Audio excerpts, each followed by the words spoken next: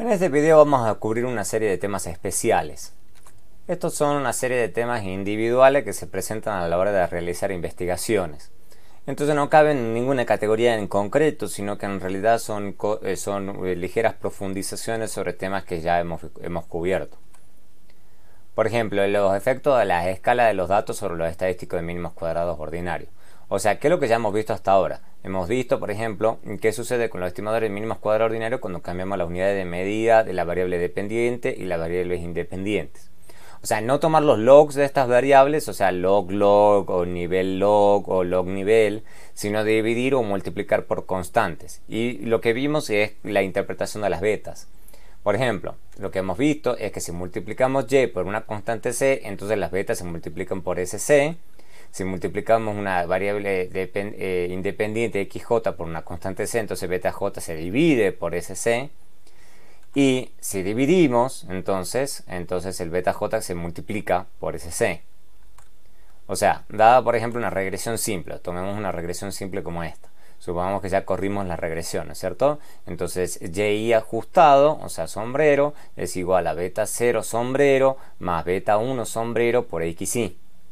Entonces supongan que ustedes tienen una nueva variable dependiente que quieren utilizar, que es y, que es igual a la variable original y, pero la multiplican por c0, y así como xy moño también es igual a ci xy. O sea, esta es la variable original que tenían al principio, solamente que ahora lo están multiplicando por una constante.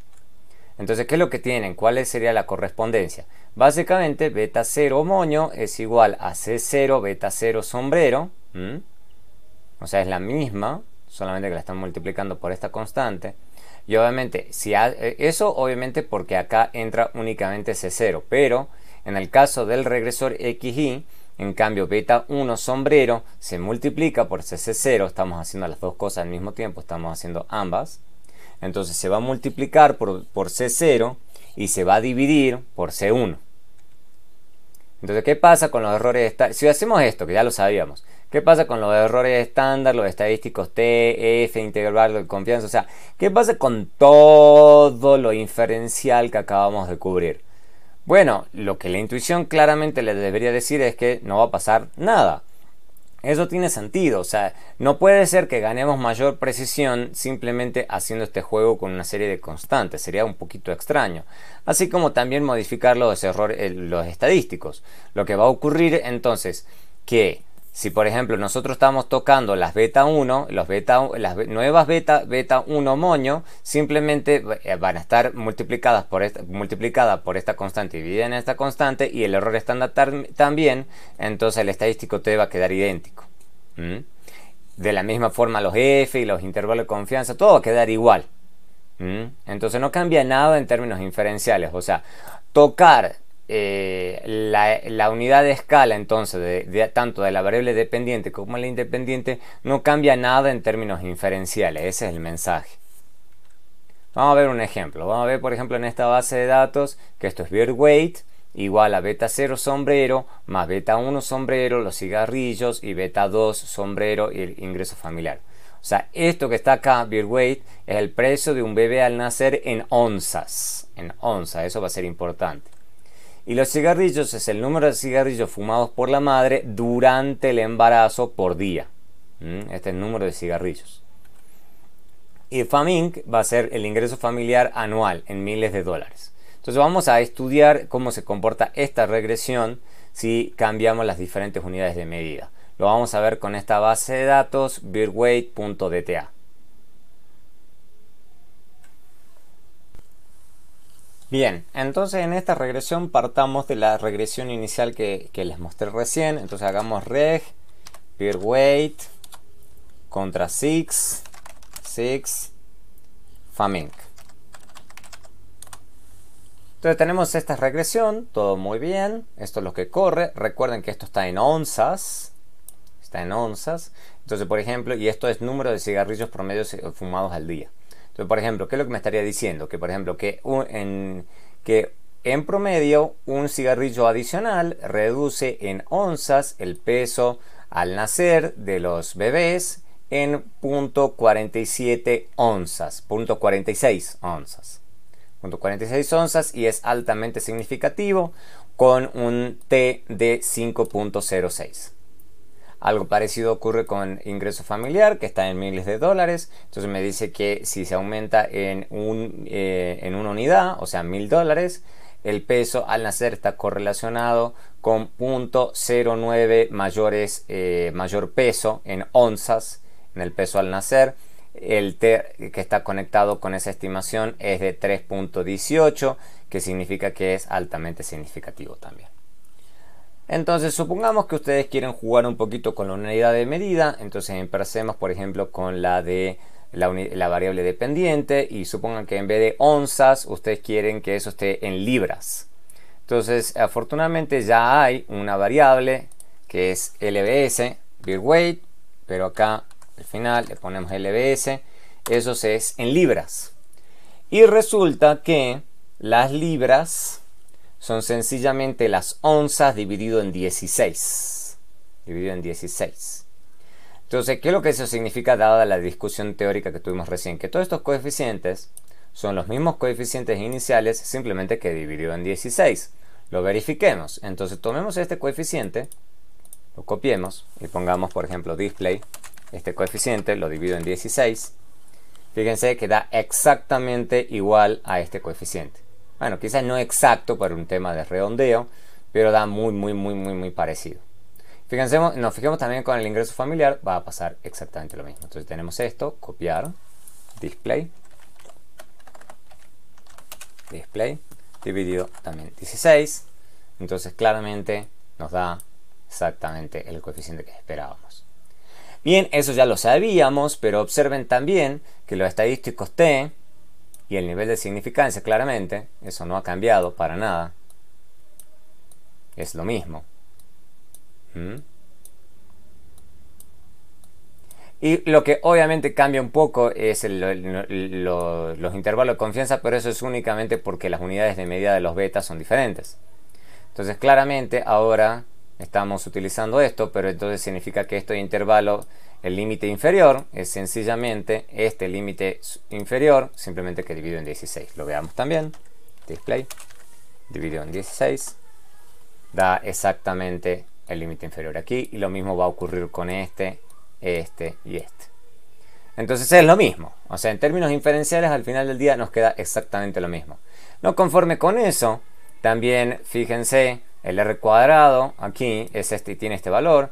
0.0298 es 0.0298, o sea, no hay ningún cambio tampoco en el R cuadrado.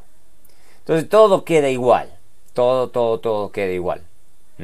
El error estándar, de nuevo, se ve más pequeño, pero es simplemente porque esto también se ha reducido. Entonces la división de esto en esto me da el mismo valor T. Pero en realidad no hay grandes cambios en términos inferenciales, no hay ningún cambio en términos inferenciales. No es que esto se vuelva más preciso, sino que simplemente estamos cambiando la unidad de medida. Precisamente para que resulte en el mismo T. Lo mismo va a pasar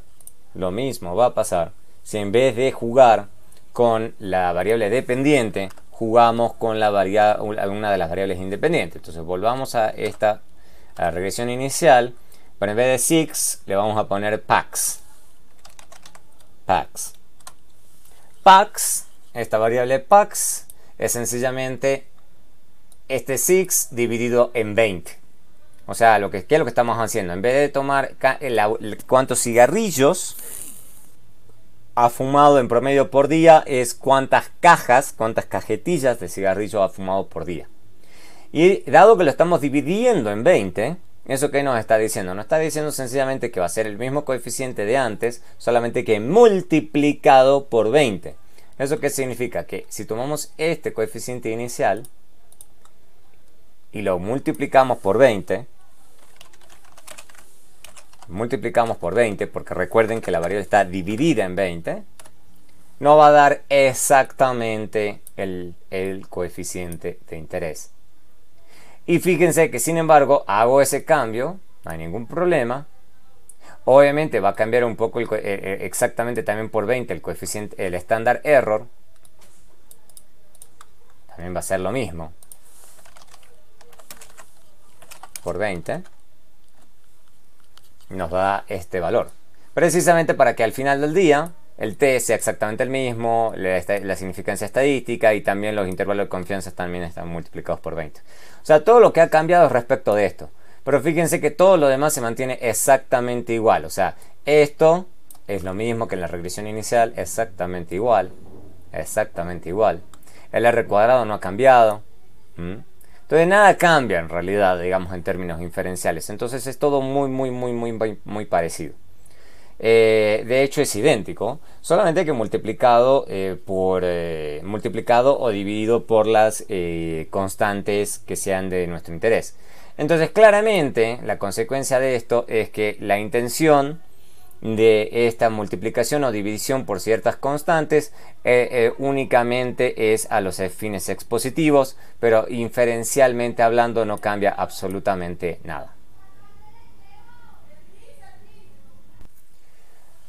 Ahora vamos a hablar del tema de los coeficientes estandarizados que aparece en muchos estudios, especialmente en lo que hace a economía de la educación. O sea, ciertas variables de medida tienen unidades de medida complicadas de interpretar. El caso típico de esto es el caso de los resultados académicos. Por ejemplo, no es lo mismo el cambio de una unidad si la escala va de 1 a 10 que de 0 a 5.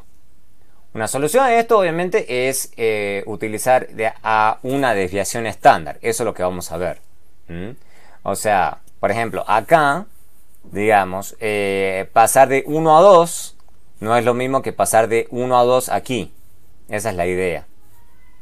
O sea, pasar de 1 a 2 acá significa un 10% más, digamos. Acá, en cambio, un aumento de una unidad significa un 20% más. Entonces, para evitarse todo ese problema de tener que andar pensando cuál es la unidad de medida, lo que se hace es ponerlo en número de desviaciones estándar. Eso se usa, como les digo, mucho en economía de la educación. Lo que se hace en estos casos es lo que ustedes ya deberían conocer como estandarización de las variables. ¿Eso qué significa estandarizar una variable? Si ustedes recuerdan, eso es básicamente restarle la media muestral y dividirla por desviación estándar claramente muestral. Entonces cuando hacemos eso se dice que uno está obteniendo el puntaje z de la variable. Eso es lo que vamos a hacer para todas las variables de la regresión para que este problema de las unidades de medida no nos interfiera con el análisis. Entonces suponga que ustedes ya corrieron el modelo en nivel, o sea, no le hicieron absolutamente nada, ya tienen las estimaciones beta 0 sombrero, beta 1 sombrero y así, hasta beta k sombrero y ui sombrero, que son los regresores, los residuos, perdón. Los residuos aquí. Entonces, ustedes saben, por ejemplo, que los residuos, la media muestral de los residuos va a ser 0.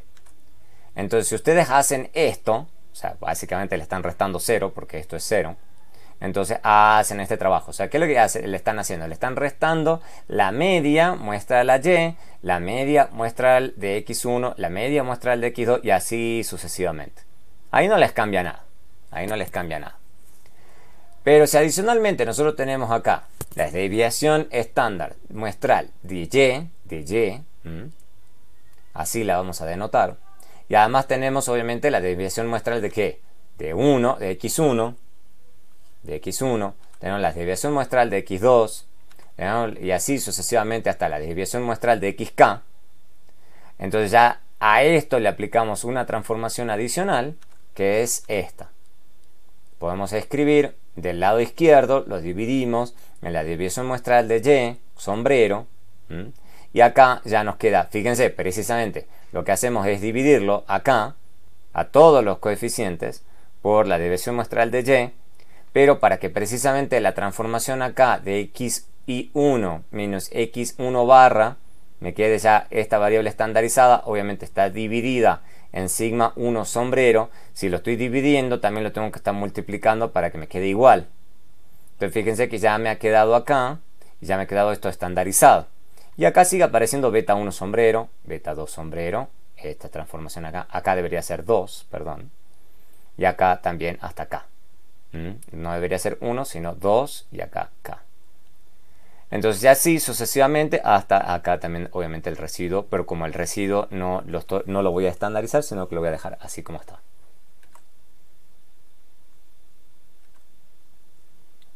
Entonces tengo de esta expresión, cada variable ha sido estandarizada y reemplazada por su puntaje z. Entonces lo que tenemos al final del día son nuevos coeficientes. Por ejemplo, entonces ahora en vez de tener esto, en vez de tener beta 1 sombrero multiplicado por x y 1, lo que vamos a tener es esta expresión un poquito más gorda, donde evidentemente lo que estamos regresando ahora es en esta variable y estamos obteniendo esta estimación. En donde obviamente la estimación que nos va a reportar Stata o cualquier problema estadístico es beta 1, B1, B1 sombrero, o sea, esta expresión.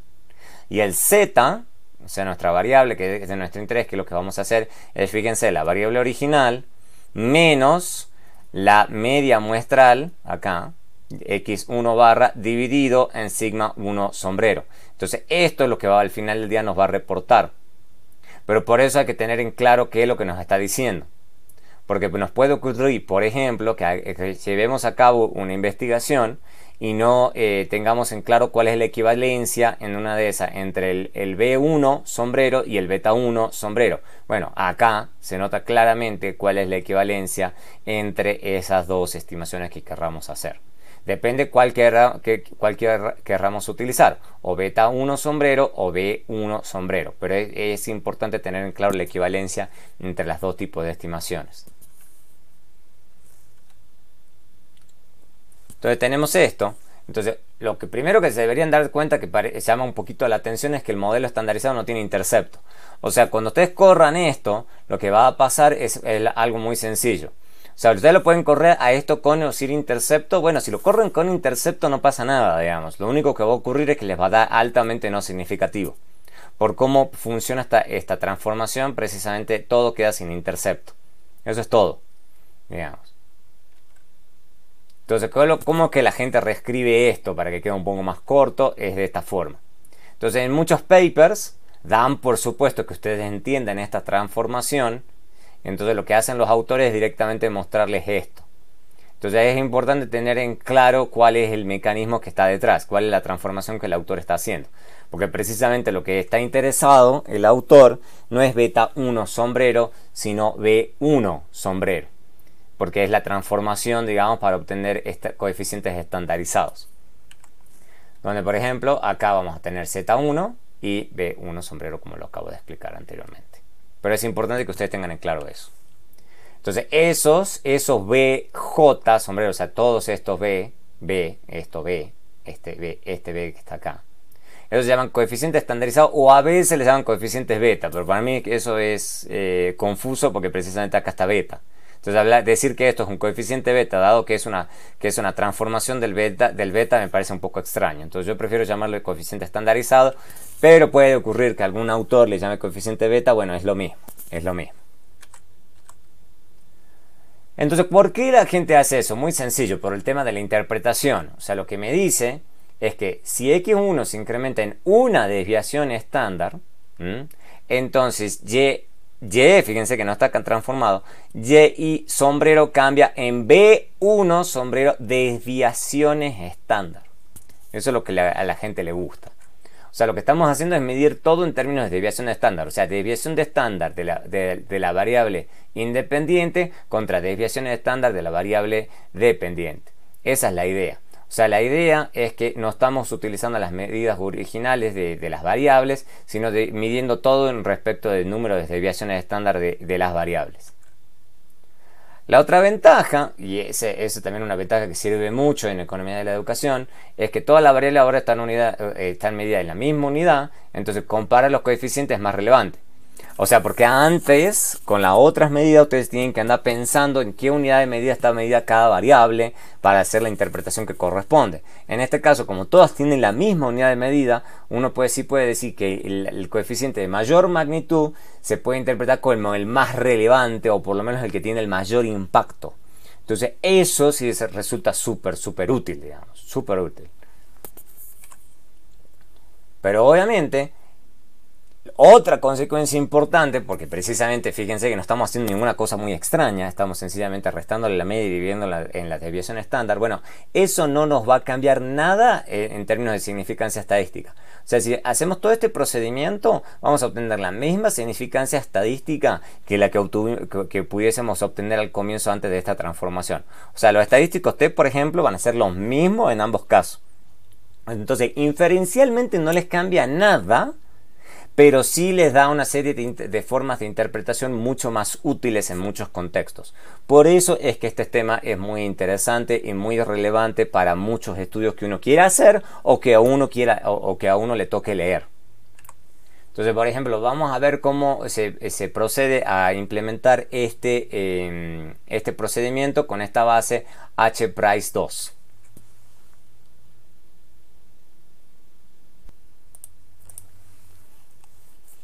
En esta base, por ejemplo, supongan que ustedes quieren explicar el precio de las casas en función de la contaminación, el crimen, el número de cuartos de la casa, la distancia y el ST ratio. Entonces, ¿qué es todo esto? Entonces, por ejemplo, este es el precio medio de las casas en dólares. Esto es una medida de concentración de contaminación. Entonces, esto es concentración de nitróxido, oxígeno, creo que es. O sea, el número de partículas cada 100 metros. Entonces, fíjense lo complejo que es cada una de estas medidas. Esto es el número de crímenes cometidos per cápita, seguramente en el barrio. El número promedio de cuartos que tiene las casas en un barrio y también la distancia que tiene respecto de centros donde hay oficinas, seguramente. Y esto es el promedio de la cantidad de estudiantes por maestro en el barrio. Entonces esto es un indicador, digamos, de la calidad de las escuelas en el barrio. Entonces se darán cuenta que uno perfectamente puede correr, no hay problema, uno puede correr la regresión. Y no hay ningún problema, uno saca que todas son estadísticamente significativas y demás. Lo que resulta pesado, digamos, si lo piensan 2 segundos, es tratar de hacer la interpretación de cada uno de estos coeficientes, porque precisamente las unidades de medida de cada uno de estos coeficientes es difícil. O sea, esto es, por ejemplo, que en promedio un cuarto adicional me lleva a $6.735 adicionales en promedio en el precio de las casas del barrio. Y esto significa, y eso es claramente positivo y altamente significativo. En cambio, esto es, por ejemplo, es que un aumento en una parte cada 100 metros cúbicos, seguramente, en la cantidad de partículas, y no sé qué significa, por ejemplo, el cambio en una unidad de eso, disminuye el precio de las casas en unos $2.706. O sea, todo eso es muy pesado de interpretar. Entonces, una solución sencilla es obtener los puntajes Z de cada una de estas variables.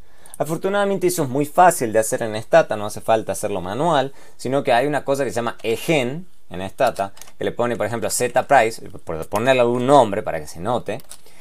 Uno le pone STD, Standardized Price, y esto que está acá es el valor Z. Yo le podría poner cualquier nombre, simplemente le pongo Z para que quede claro que este es el valor Z de price.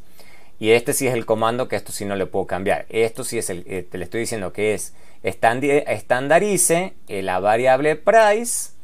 O sea, básicamente lo que le estoy diciendo es: tome la desviación muestral de esta variable y divídalo en la desviación estándar muestral obtenida en esta base de datos. Y eso, fíjense, lo hace en forma automática y ya me queda la variable. Voy a mostrar. Fíjense que dice claramente valores estandarizados de price. Entonces fíjense que se están ahorrando tener que hacerlo a mano gracias a los comandos de Stata. Y lo mismo podemos hacer con todas las otras variables. Entonces fíjense que podemos hacer acá para, por ejemplo, NOx, y le voy a poner acá también ZNOx, NOx. Vamos a hacer lo mismo con crimen, con todas. Lo hagamos con todas. Crimen.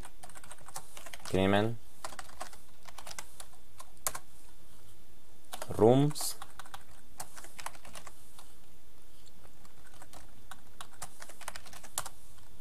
y dist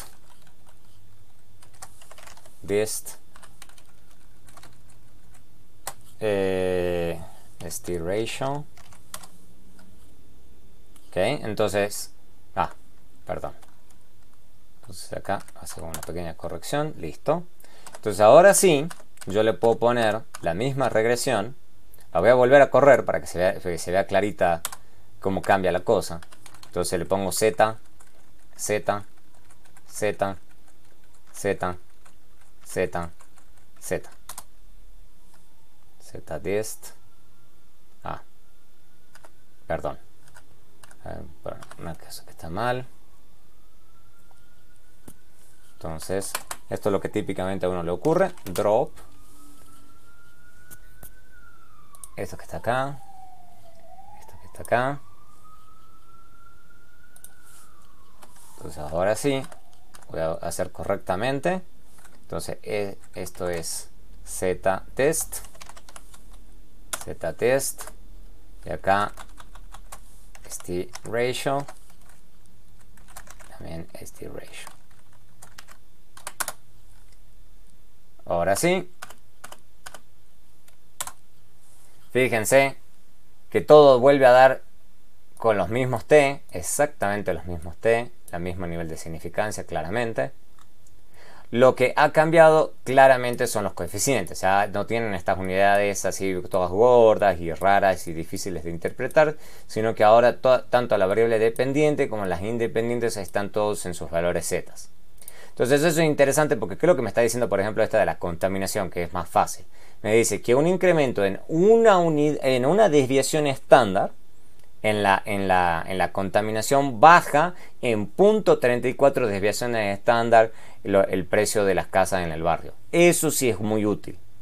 Entonces fíjense, y lo mismo pasa en esto, el crimen, que si aumenta en una desviación estándar esta tasa de crimen, la que tengo acá al comienzo, si aumenta en una desviación estándar los crímenes cometidos per cápita, me dice que disminuye en 0.14 desviaciones estándar el precio de las casas.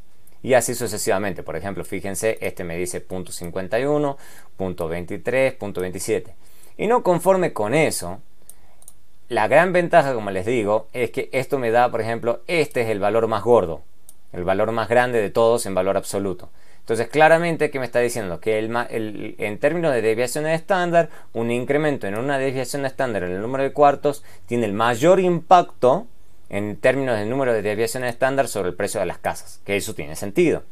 Y en términos negativos, o sea, evidentemente tener una desviación mala en la contaminación está correlacionado con 0.34 menos desviaciones estándar en el precio de las casas. Eso es súper útil, digamos. Entonces pueden tranquilamente observar los coeficientes en forma directa y evaluar cuál de estas variables tiene el mayor impacto sobre el precio de las casas. Obviamente todo interpretado en términos de números de desviaciones estándar. Y fíjense por último de que la constante nos da altamente no significativa. Entonces en realidad no interesa esta constante, entonces en realidad no nos cambia demasiado agregarla o no agregarla, porque incluso si la agregamos nos va a dar altamente significativo. No significativo. Veamos ahora un poco más sobre el tema este de las funciones logarítmicas, que ya lo hemos visto, pero ahora quiero profundizar un poquito sobre este punto.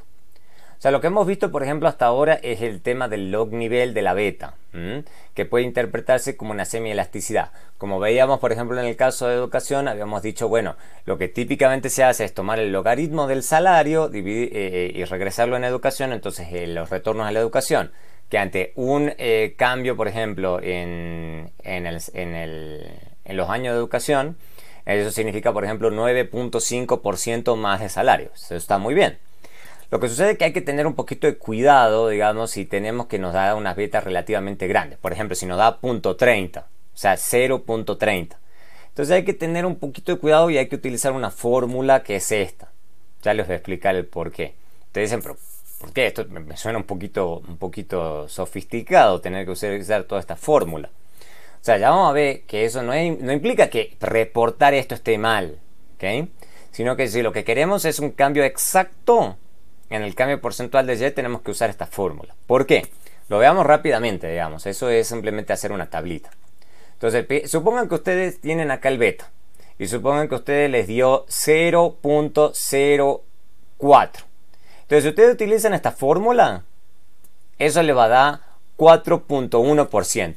Entonces, fíjense que, a ver, que directamente solamente multiplicar esto por 100 no es una cosa, o sea, se pierde un poco de precisión, pero no es tan grave. Pero observen a medida que ustedes van obteniendo unos betas cada vez más grandes. Ya en 8, fíjense que le da un 8.3%. 2.12 significa 12.7%. Ya se empieza a agrandar acá la cosa. Y supongan que ustedes ya obtienen, como les decía, supongan 0.32. Ahí ya la interpretación, utilizando esta fórmula, que es la fórmula exacta, ahí ya dicen 37.7%. Entonces fíjense que la brecha se va volviendo cada vez más grande a medida que van obteniendo estas estimaciones de betas cada vez más grandes. O sea, a medida que esto se va volviendo gigante y se va alejando cada vez más de 0.10, por ejemplo, la diferencia puede ser gigante. Por ejemplo, si a ustedes les da 0.72, eso en realidad con la fórmula exacta les está dando un incremento de 105.4%. ¿Ok? O sea, esta es la interpretación exacta de la semielasticidad. Entonces, ese es el tema. Tienen que tener cuidado si están obteniendo valores que no es que esté mal, pueden reportar esto, pero cuando hagan la interpretación, tienen que interpretarlo con esta fórmula. Obviamente, si les da de nuevo, si les da por debajo de 0.10, fíjense que el error no es muy grave, digamos. Pero si ya le da por arriba de 0.10, es muy probable que sea buena idea utilizar la fórmula exacta. Entonces, esa es la moraleja de esto, digamos. Se puede perfectamente interpretar acá, pero cuando ya tengan les estén resultando valores grandes, es mucho mejor si utilizan esto, dado que las diferencias, como se darán cuenta, pueden ser muy, muy, muy altas. Entonces, hay que tener cuidado. ¿Cuáles son las ciertas ventajas de tomar logaritmo de y? O sea, si y es mayor a 0, entonces usando logaritmo de y es más probable que los supuestos del modelo lineal clásico se cumplan. Por ejemplo, lo que típicamente ocurre es que y puede tener una distribución heteroscedástica o asimétrica. El caso clásico, por ejemplo, es el ingreso, en donde las distribuciones siempre están acumuladas en ingresos bajos y después están muy poco acumuladas en ingresos altos. Pero si uno toma el logaritmo del ingreso sí se asemeja bastante a lo normal. O sea, a los supuestos del modelo lineal clásico. Y es la razón también de por qué la gente utiliza mucho más logaritmo del ingreso que únicamente el ingreso. Otra gran ventaja es que reduce el rango de y. O sea, eso también pasa muchas veces con el ingreso. O sea, porque ¿qué es lo que pasa? Puede ocurrirle a ustedes en la base de datos que justo hay alguna persona que gane muchísima plata y les cambia todas las regresiones, todas las estimaciones, digamos, simplemente porque hay una persona que tiene un ingreso altísimo. Bueno, si ustedes toman el logaritmo de y, eso no es tanto un problema. O sea, porque precisamente el logaritmo de un valor gigante es un valor bastante manejable. Entonces, eso lo hace que los estimadores de mínimos cuadrados ordinarios sean menos vulnerables a valores aberrantes, o lo que se dice outliers. ¿Cuáles son las reglas entonces para tomar el logaritmo de una variable? Si está medido en general, o sea, esto es una regla, está entre comillas sencillamente porque esto es lo que la gente en la práctica hace. No es que esté escrito en piedra ni una consecuencia estadística. Lo que la mayoría de la gente hace es que si está medido en unidades monetarias, por ejemplo salarios, se utiliza logs. En general, precisamente por todas estas ventajas que les estoy diciendo, digamos. Reduce el tema de los valores aberrantes, los outliers, hace que esté más cerca del modelo lineal clásico. Entonces a la gente le gusta mucho de que cuando se tratan de unidades monetarias directamente tomar el salario. Es muy atractivo tomar logs en esos escenarios. Claro, si está medido en años, o sea, por ejemplo, educación, experiencia, edad o cualquier cosa, en general nadie toma logs de eso. Por una razón muy sencilla. O sea, es raro tener una persona que tenga un valor aberrante de educación, eso es extraño, digamos. Así como experiencia o edad. O sea, es raro, no sé, una persona que tenga 150 años, eso no pasa. Y además es muy extraño hablar, digamos, de un modelo log nivel o nivel log, en donde uno esté interesado en el aumento porcentual en los años. En general la gente no está interesada en eso. O sea, lo que a uno le interesa es un año más de algo, o sea, de educación, de experiencia, de edad. Entonces, en general la gente no hace eso. En general la gente no hace eso. Si también digo como un porcentaje, como por ejemplo tasa de desempleo, se puede usar o no, puede no usarse logs, o sea, pueden elegir ustedes utilizar o no utilizar, pero hay que tener cuidado, ¿ok? Porque si ustedes están dejándolo tal cual al porcentaje sin tomarle logs, entonces cambio en un punto porcentual. No hay problema, porque está medio en porcentaje. El cambio en una unidad, el cambio en un punto porcentual. En cambio, si le toman logs, eso es un cambio porcentual de un porcentaje.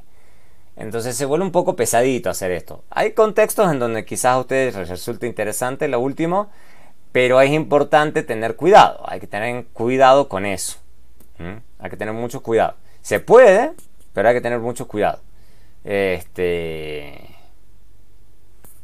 Con la interpretación. ¿Cuáles son las desventajas? Porque no todo es color de rosa con esto. Por ejemplo, es imposible utilizar en variables que tengan valores iguales a 0 o valores negativos. O sea, si la variable le da negativo, el logaritmo de un valor negativo no está definido, así como el logaritmo de 0 no está definido. Entonces eso sería como en Stata sería como missings. Entonces la gente trata, si tiene una variable, por ejemplo que ganancias de una empresa, la gente trata de no tomar logaritmo de eso porque uno sabe que es probable que a la empresa cierto año le haya tenido ganancias 0 o ganancias negativas. Entonces ahí hay que pensarlo bien. Hay que pensarlo bien. Cuando se tienen pocos casos con valores 0, lo que hace alguna gente es utilizar el logaritmo de 1 más y. Se puede, hay gente que lo hace, pero cada vez se hace menos. ¿Por qué? Porque eso de pocos, que es pocos, o sea, eso que 0.5 a la muestra, 1.5, 0.7, 7% de la muestra, no es claro. Entonces la gente trata de evitar hacer esto. Si no queda opción, no queda opción, pero la gente trata de evitarlo.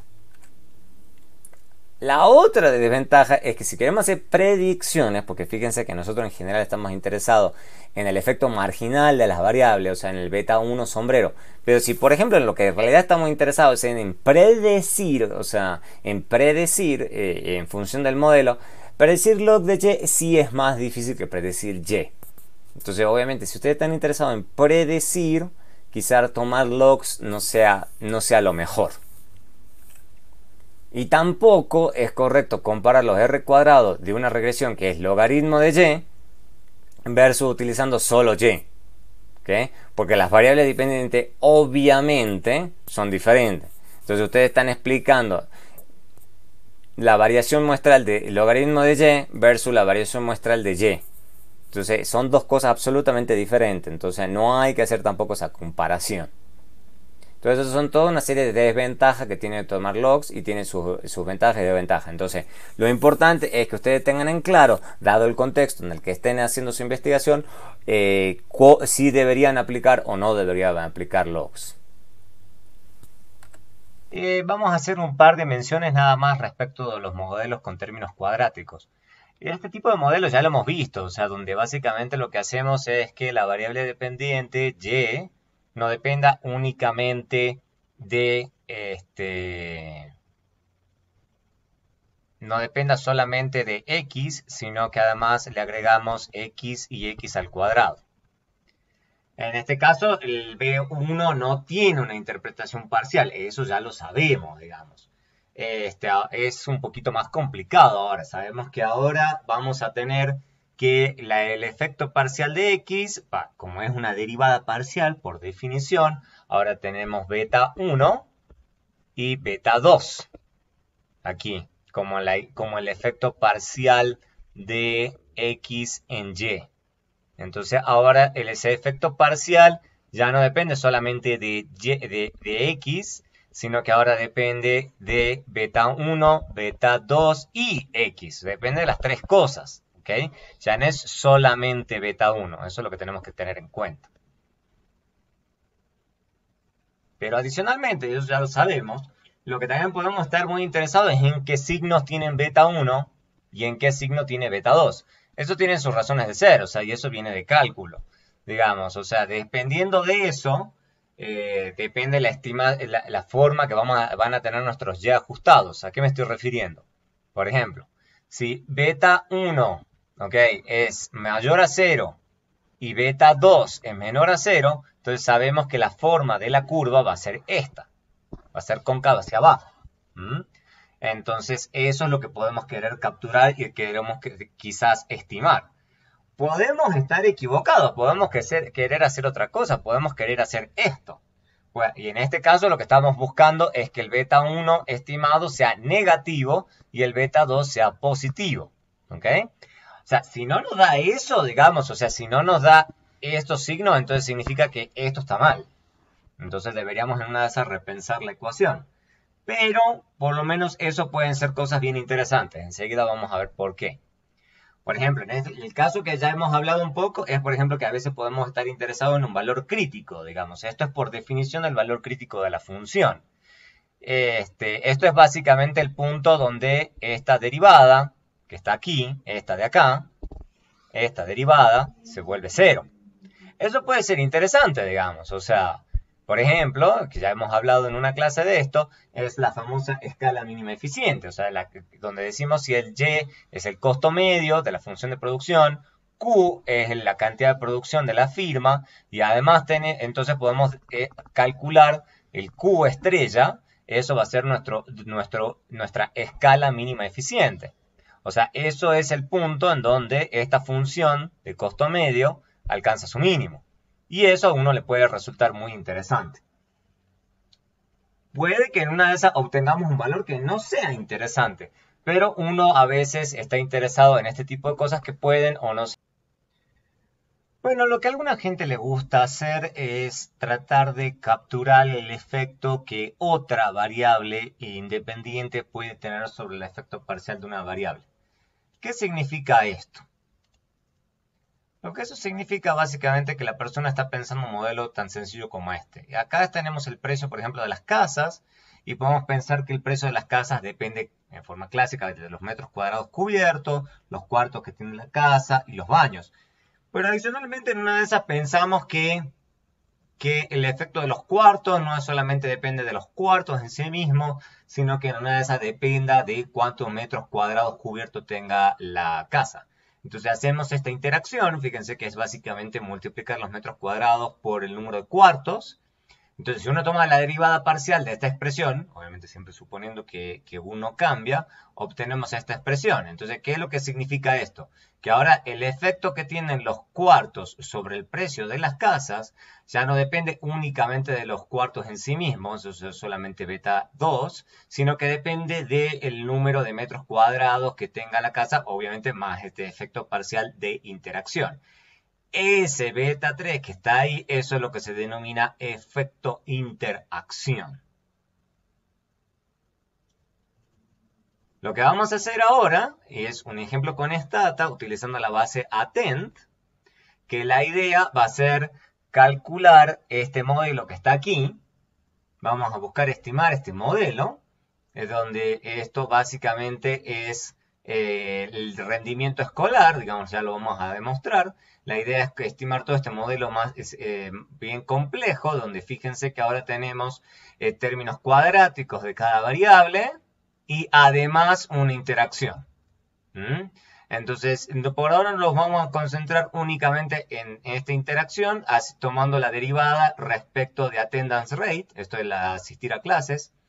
Entonces, básicamente queremos ver cuál es el efecto parcial de attendance rate, ¿ok?, sobre el desempeño académico de la persona. Entonces, la idea acá es que ese desempeño escolar no depende solamente de ir a clase, sino adicionalmente va a depender de cuál fue el desempeño académico de la persona hasta antes de tomar la clase. Esa va a ser la idea.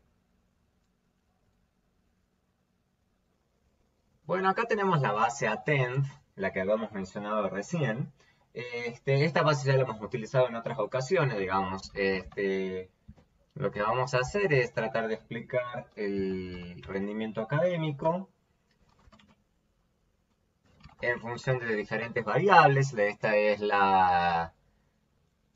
el desempeño académico medido en desviaciones estándar, lo que ya hemos visto antes. Esto es el porcentaje de clases a las que se ha ido durante el semestre.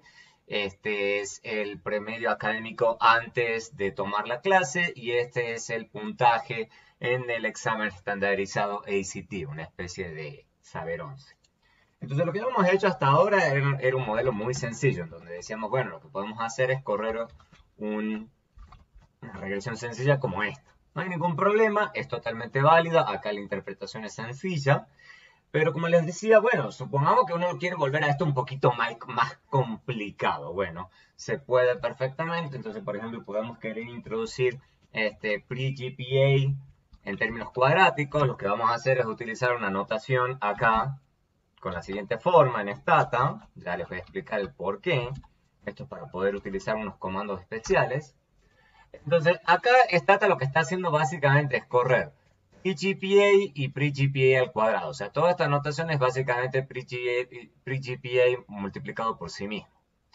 Lo que estoy diciéndole acá es sencillamente diciéndole que este C punto indica que la variable es continua, que eso es lo que yo sé. Lo que pasa es que vamos a ver más adelante, vamos a diferenciar las variables continuas de las discretas o binomiales. Eso lo vamos a ver más adelante. Entonces, ya teniendo eso, sabemos que este es un modelo cuadrático, no hay gran misterio. Pero supongan que ustedes quieren ir un poco más lejos y digan, bueno, yo quiero hacerlo esto más difícil, digamos, más complejo, para hacer más rico el análisis. No hay ningún problema, se puede. Entonces, por ejemplo, empecemos a agregar todos los términos cuadráticos y las interacciones. Entonces, supongan que ustedes dicen, este es pre-GPA al cuadrado. Bueno, yo también quiero ACT al cuadrado. Entonces, en vez de poner pre-GPA, ponemos ACT. Entonces, ACT al cuadrado. Y por último ponemos pre-GPA y lo interactuamos con attendance rate.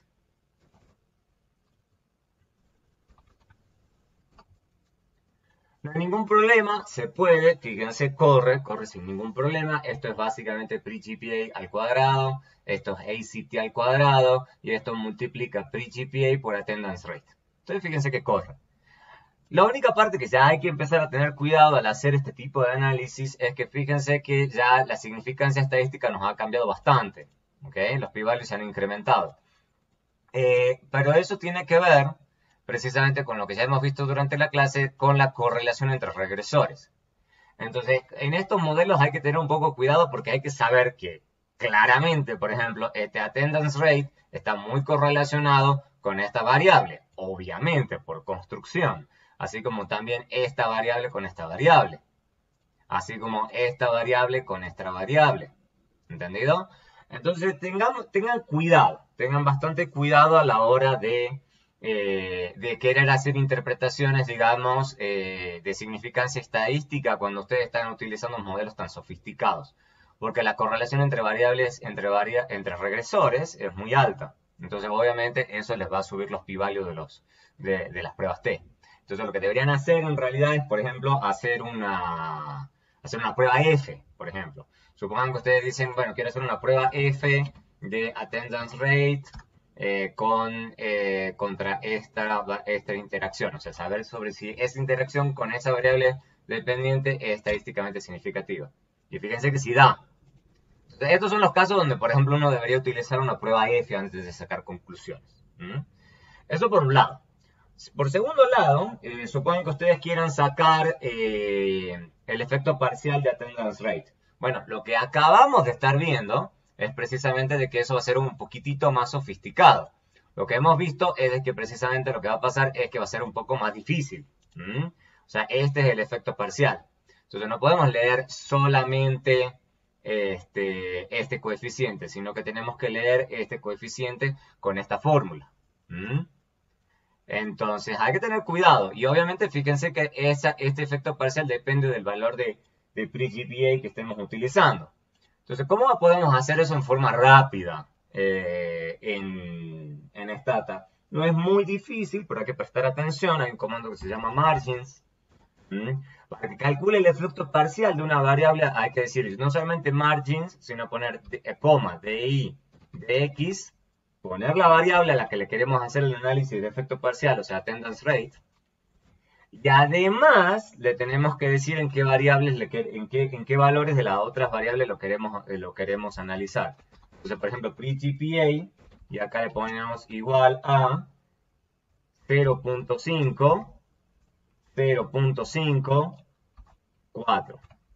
¿Por qué? Porque sabemos, eso ya lo hemos visto en las otras clases, que el promedio académico en Estados Unidos va de 0 a 4.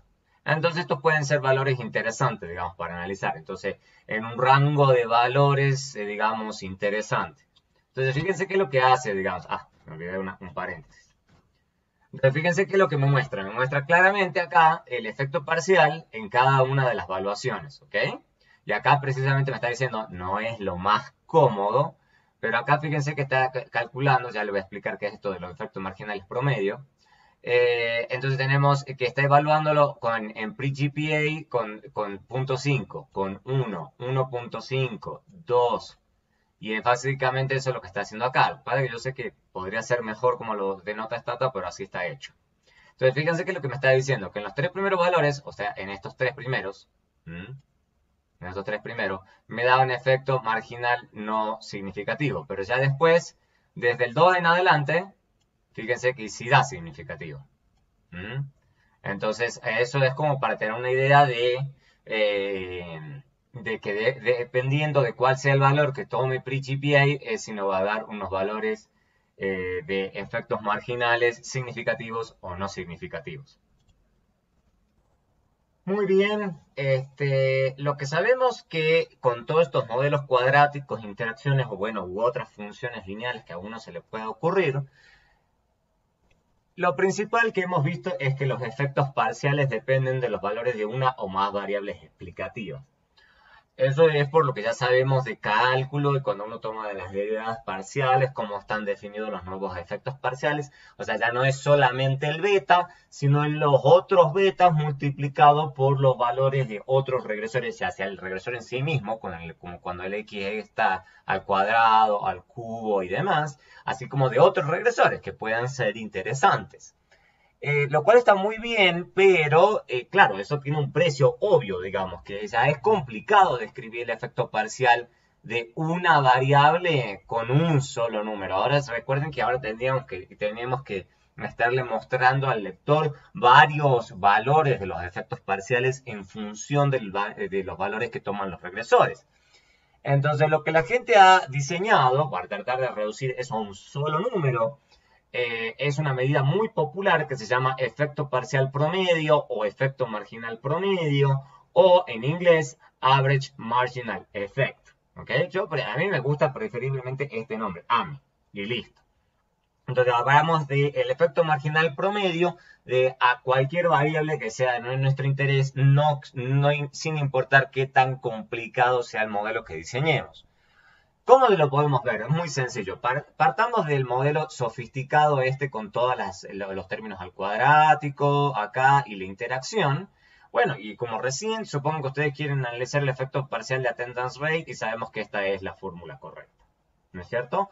Bueno, ¿qué es lo que hace el efecto marginal promedio? Bueno, toma esta fórmula y la calcula para todos los sujetos de la muestra. ¿Eso qué significa?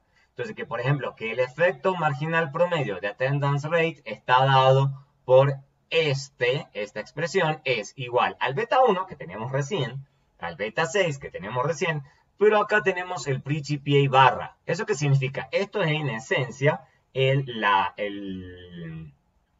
media muestral de la variable, o sea, esto es la media. O sea, de todos los sujetos de i igual a 1 hasta n dividido en n. O sea, esto es la media muestral. ¿Okay? Ese es el efecto marginal promedio de attendance rate. O sea, entonces observen que claramente esto al final del día va a ser un número, porque esto que está acá es un número.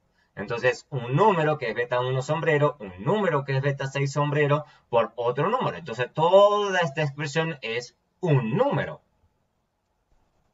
Y lo mismo podemos hacer para todos los demás. O sea, por ejemplo, si calculáramos el efecto marginal promedio de pre-GPA, eso nos daría beta 1 por 2 beta 4 sombrero. Tomen la derivada en esta ecuación y se van a obtener eso. Tomen la derivada de esto. ¿Ok? Van a llegar a esa expresión. Entonces acá van a tener pre-GPA barra y attendance rate barra. Entonces es lo mismo, o sea, es lo mismo de recién, solamente que en vez de que pre-GPA esté tomando cualquier valor, toma el valor de la media muestral, y lo mismo para attendance rate. En vez de tomar cualquier valor, toma el valor de la media muestral. Entonces al final del día, fíjense que de nuevo ocurre eso. Lo que terminamos teniendo es un número. O sea, tenemos el beta 1 sombrero, el beta 4 sombrero, beta 6 sombrero, que los tres son números, 2 también es un número, esto es un número y esto es un número. Entonces todo esto es un número. Entonces vamos a volver ahora a la base ATTENT y les voy a mostrar cómo vamos a hacer el cálculo de este modelo, y cómo vamos a hacer el cálculo de los efectos marginales promedio.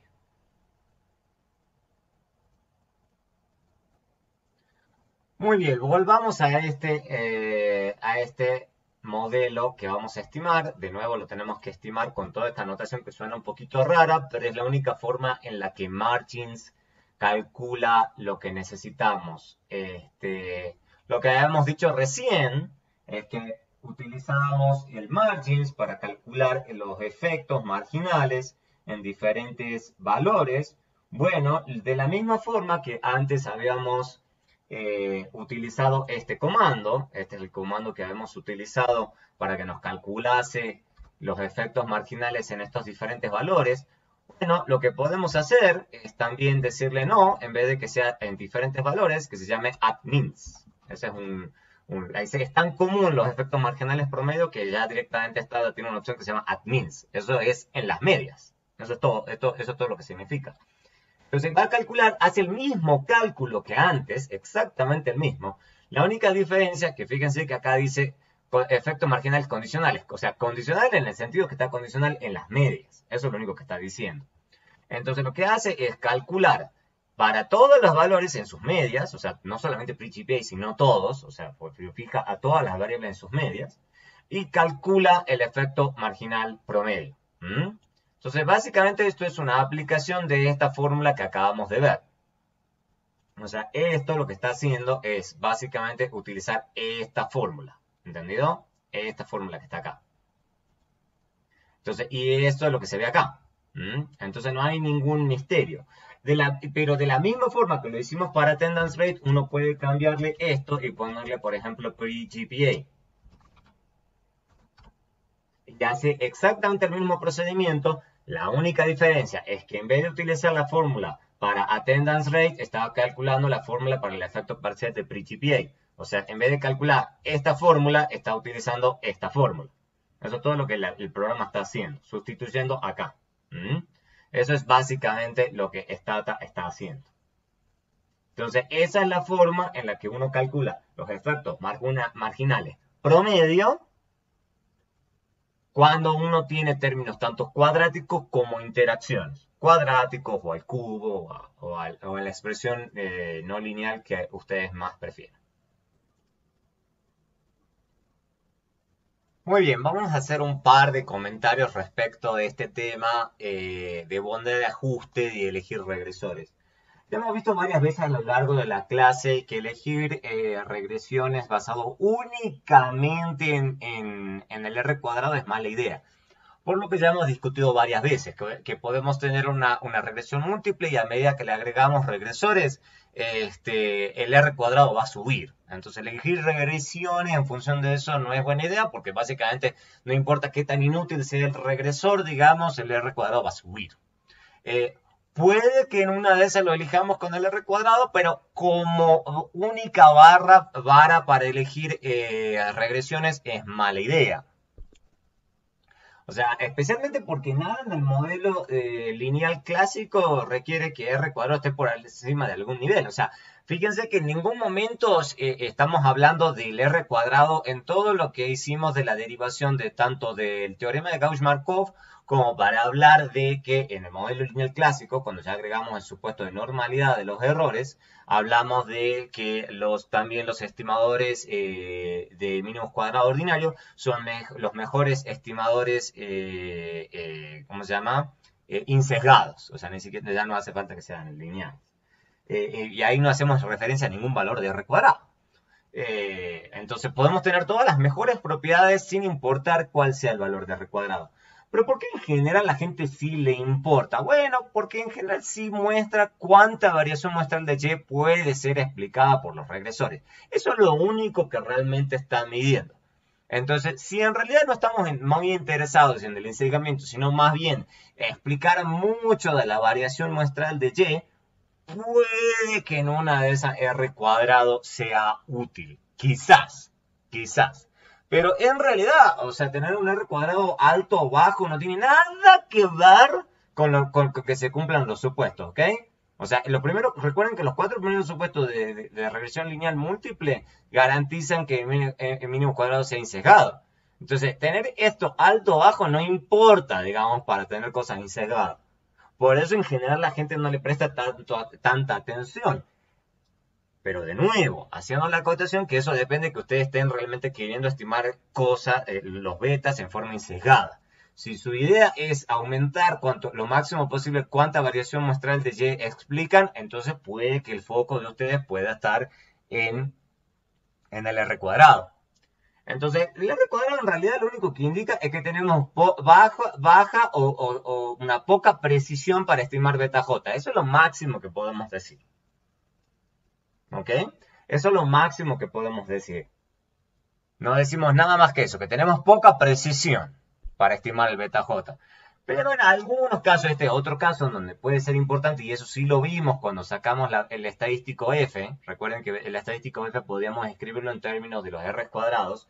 Entonces, recuerden que el R cuadrado lo que mide es cuánto de la variación muestral puede explicar. Y recuerden que habíamos utilizado ese criterio para calcular el estadístico F. Entonces, en ese caso, comparar R cuadrado entre regresiones puede ser útil para calcular el estadístico F o, como les dije recién, para tratar de ver cuánto de la variación muestral de Y estoy explicando. Pero en términos de ensejamiento no interesa.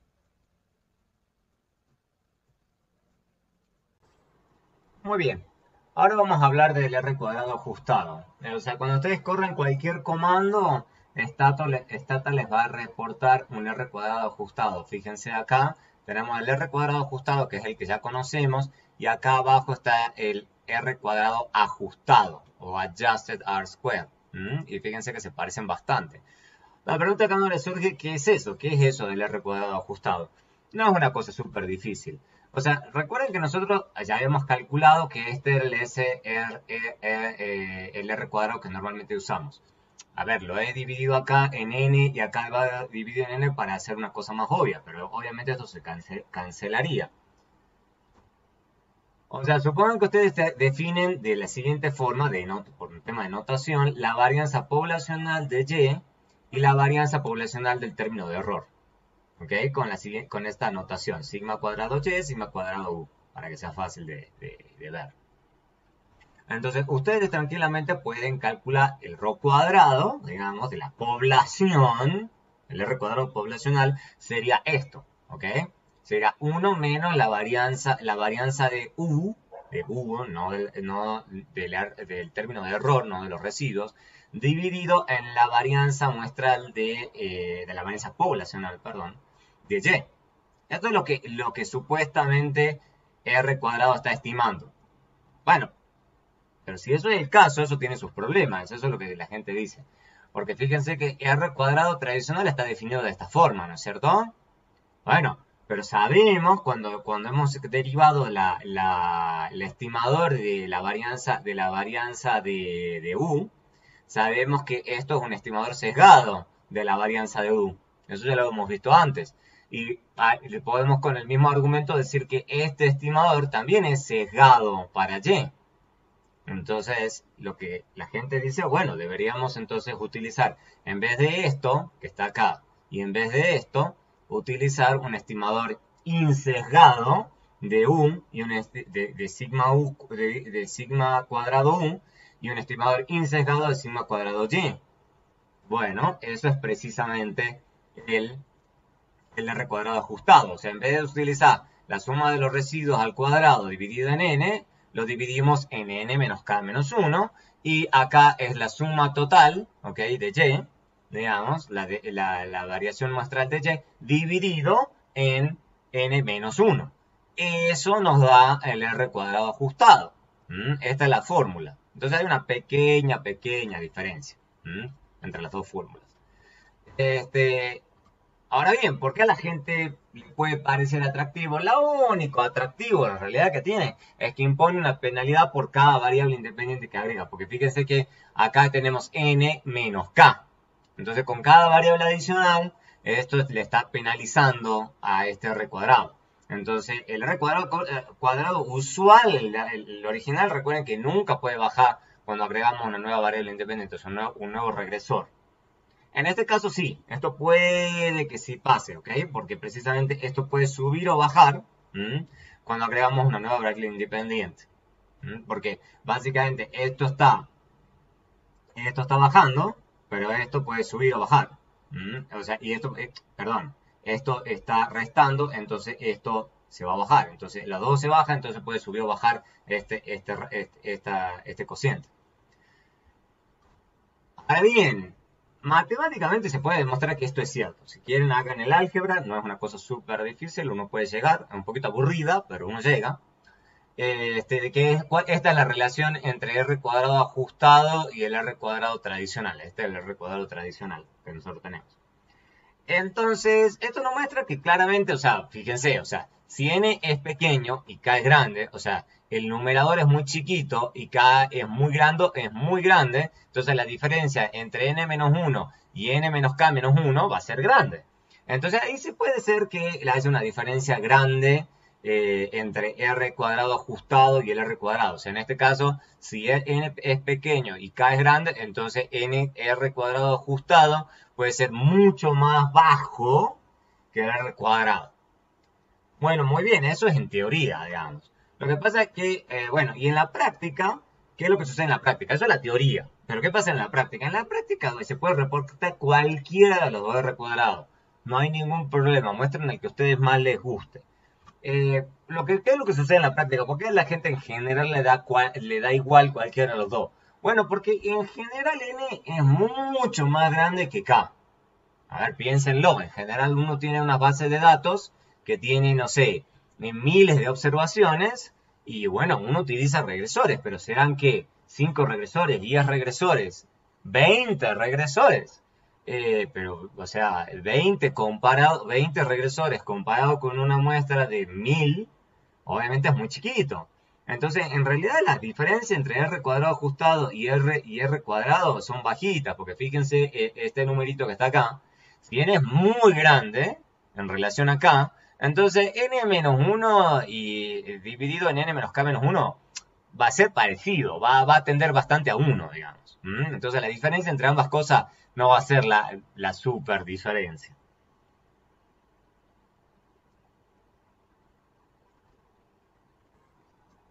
Hay un caso especial en donde el R cuadrado ajustado sí tiene una utilidad diferente a la de medir bondad de ajuste, que se trata de elegir entre modelos no anidados. O sea, lo que habíamos visto con la prueba F, para eso es precisamente que se diseña, es para ver si un conjunto de variables es estadísticamente significativo. O sea, si las estimaciones puntuales asociadas a cada variable son estadísticamente significativas. El inconveniente que tiene esto, ya lo hemos mencionado, es que no nos permite decir cuál de estas tiene un efecto. Precisamente porque las estamos juntando a todas, no sabemos de todas esas cuál pueda sí tener un efecto estadísticamente significativo. Esto lo veamos con este ejemplo del béisbol, que ya lo hemos visto en clases. O sea, lo que habíamos dicho era, por ejemplo, que teníamos el salario de los beisbolistas en función de la cantidad de años que está en el club, la cantidad de veces que ha jugado, la cantidad de bateo, home runs y golpes con el bate. Esto es home runs en el juego. Entonces lo que habíamos dicho es que podíamos correr esta regresión, entonces nos daba dos estimaciones individualmente significativas, pero nos daba que estas últimas tres no lo eran. Entonces decíamos, corremos una prueba F, y lo que habíamos visto con la prueba F es que sí deberíamos tenerlas en el modelo.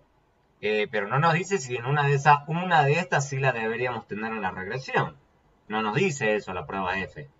Bueno, en ese sentido, el R cuadrado ajustado sí nos puede servir. ¿Cómo? O sea, primero en principal, ya hemos visto que eso tenía que ver con la correlación, ¿no es cierto? Una correlación muy alta entre estas tres variables. Por eso es que pasamos al estadístico F. Sí, pero entonces supongan que quieren elegir entre dejar esta variable, los home runs en el año, o los golpes con el bate. ¿Cuál de esas dos dejamos? Entonces, lo que en esencia queremos hacer es comparar dos modelos, fíjense.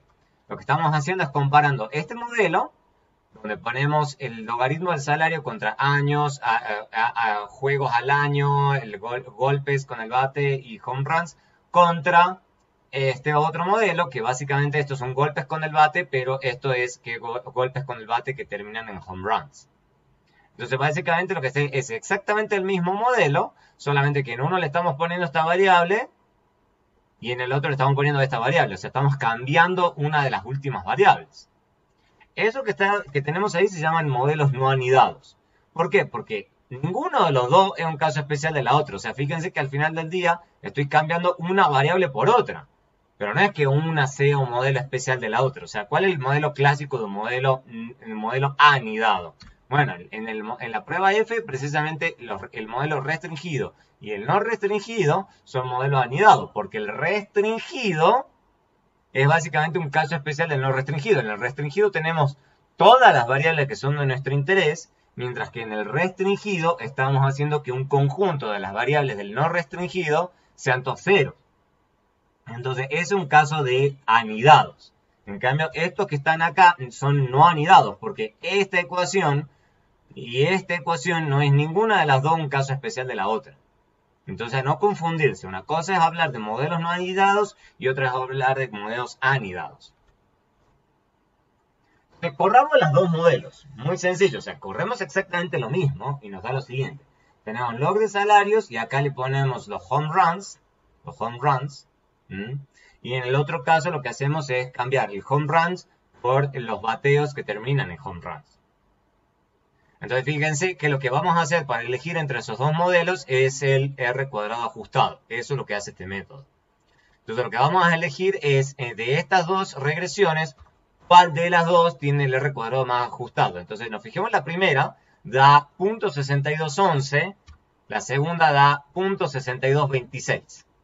Entonces, como nos da justo un poquitito más la segunda que la primera, entonces elegimos la segunda. Entonces nos quedaríamos con esta regresión en donde utilizamos los bateos que terminan en home runs en vez de directamente los home runs.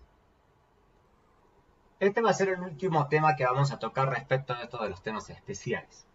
Esto se trata de controlando demasiados factores en el análisis de regresión. O sea, lo que uno a veces se puede volver un poquito loco es empezar a meterle un montón de regresores porque queremos evitar el sesgo por variable omitida.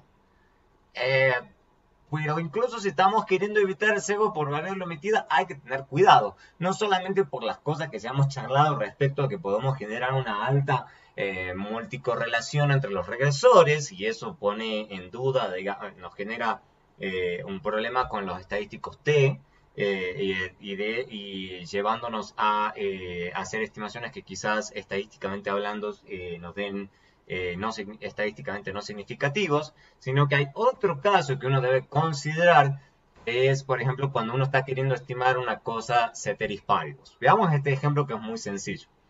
Supongan que hay mayores impuestos en las bebidas alcohólicas y ustedes quieren ver cuál es el efecto de esos impuestos mayores en accidentes de tránsito, ¿ok? En los accidentes de tráfico.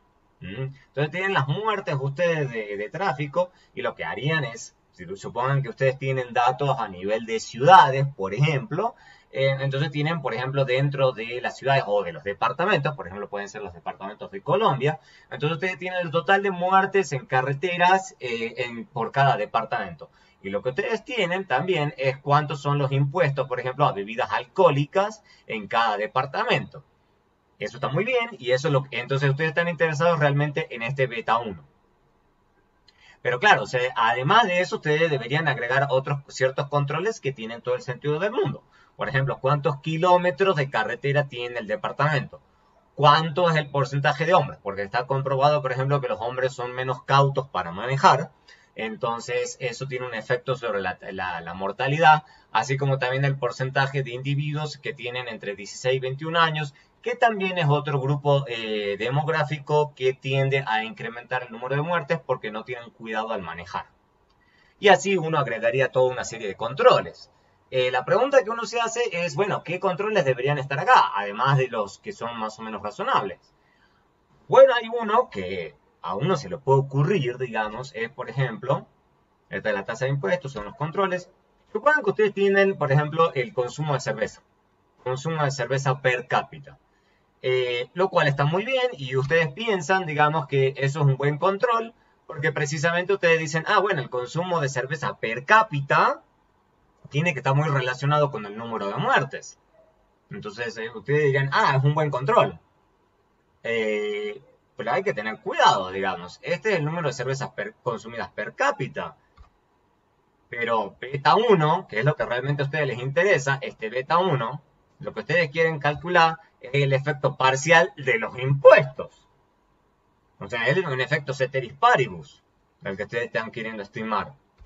Tienen que tener cuidado, porque ustedes estarían diciendo que entonces beta 1 es el efecto de los impuestos para número de cervezas per cápita constante. Eso es lo que ustedes están haciendo si ustedes agregan este control. Precisamente recuerden que esa es la belleza de la regresión múltiple, que les permite hacer interpretaciones parciales, les permite controlar por otros factores. Pero si ustedes hacen eso, realmente lo que ustedes están estimando es un efecto parcial. Si ustedes están diciendo que están manteniendo las cervezas consumidas per cápita constante, es raro, porque precisamente lo que nosotros creemos es que los impuestos estos van a reducir el consumo de cerveza per cápita y eso va a llevar a la reducción de muertes. Entonces no lo deberíamos tener en la regresión. Porque suena raro que ustedes digan que están calculando efectivamente un efecto parcial y están manteniendo el número de cerveza per cápita constante. Es raro. Entonces no lo tenemos que hacer, no tenemos que ponerlo. ¿Ok? Eso también se llama como sobreidentificar la ecuación. Es meterle demasiadas regresores que hacen que al final del día no estemos captando lo que realmente queremos captar. Otro ejemplo mío, por ejemplo, supongan que ustedes quieren calcular el efecto de los impuestos a la nómina. Este es un ejemplo mío del trabajo que se tienen que leer para el final. Supongan que ustedes quieren ver el efecto de los impuestos a la nómina sobre informalidad. ¿Cuál es la idea? Muy sencillo. La idea es que cuanto más impuestos a la nómina las firmas tengan que pagar, más empleados informales van a tener porque tener empleados formales les sale muy caro. Entonces puede haber, y tranquilamente podemos querer estimar este beta 1 y ver la relación entre los impuestos a la nómina y la informalidad. Eso está muy bien. Pero hay que tener cuidado. Supongan que ustedes tengan información no solamente sobre los impuestos a la nómina, sino sobre el tamaño de la firma para los que los trabajadores trabajan. Y el tamaño de la firma, de nuevo, sí está muy correlacionado con la informalidad. En general, las firmas más pequeñas, más pequeñas, en general de 1 a 5 trabajadores, en general tienden a ser muy informales, tienden a tener muchos trabajadores informales. Entonces ustedes dirían, debería agregarlo ahí. Pero hay que tener cuidado porque seguramente estos impuestos a la nómina, cuanto más altos son, también lleven a que la firma decida tener un tamaño de firma diferente. O sea, ¿a qué me estoy refiriendo? Es complicado decir que ustedes están fijándose el efecto parcial de los impuestos a la nómina sobre informalidad manteniendo el tamaño de las firmas constante. Eso es raro. O sea, eso también de nuevo es lo que se diría un problema de que están sobreidentificando la ecuación, la regresión. Entonces no deberíamos tener ahí el tamaño de la firma. Porque precisamente lo que caeríamos es que no estaríamos calculando beta 1, sino que estaríamos calculando otra cosa, pero no es beta 1. ¿Quieren ver más ejemplos? Lean el Wooldridge. Por favor, lean el libro. Lean el libro. ¿Por qué? Porque básicamente no existe la guía. Entonces no les puedo dar la guía para decirles cuándo deben poner o no deben poner. Ya se han dado cuenta que hay un montón de criterios que hay que considerar. Y va a depender mucho del caso. Lo máximo que se puede hacer es hacer una serie de sugerencias. O sea, primero en principal, usar únicamente R cuadrado no es la mejor guía. ¿Okay? Por lo que ya hemos discutido varias veces. En general R cuadrado siempre va a subir cuando agreguemos regresores. Ahora, si hemos saldado todos los otros criterios, en una de esas podemos apelar al R cuadrado. Pero en general debería ser el último criterio que utilicemos. En cuanto a saber si tenemos que tenerla o no ciertos regresores, bueno, pensemos siempre en el efecto ceteris paribus que queremos captar. Eso es una buena guía. Eso nos va a dar una buena intuición de qué tenemos que incluir y qué no. Pero claro, eso va a depender claramente de cuál sea el efecto ceteris paribus que nosotros queramos estimar. Y va a depender mucho del estudio que queramos llevar a cabo. Entonces, por favor, lean no solamente los casos que están en esta presentación, sino además los que están en Wooldridge.